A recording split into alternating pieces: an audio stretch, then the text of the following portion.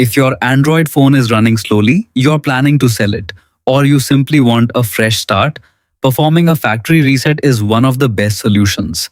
Before you begin, it's very important to back up your personal data because this process permanently erases everything stored on your phone.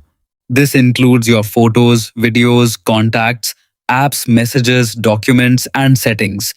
You can safely back up your files using Google Drive, Samsung Cloud on supported Samsung devices, or by copying them to a computer or external storage. Once your backup is complete, open the Settings app on your Android phone.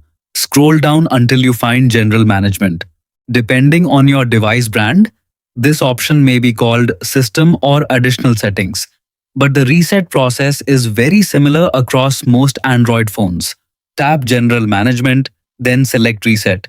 Next, tap Factory Data Reset.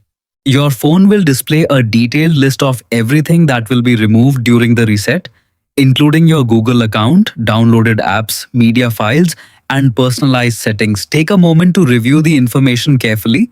If you're ready to continue, scroll to the bottom of the page and tap Reset. For security reasons, you'll be asked to enter your lock screen PIN, password, or pattern to verify that you're the device owner. After verification, tap Delete All or Confirm depending on your phone model. Your device will begin the factory reset process, which usually takes several minutes. During this time, the phone may restart more than once, so don't press any buttons or turn it off. Once the reset is complete, your Android phone will restart and display the initial setup screen, just like it did when it was brand new. You can then sign in with your Google account, restore your backup, or set up the device as new.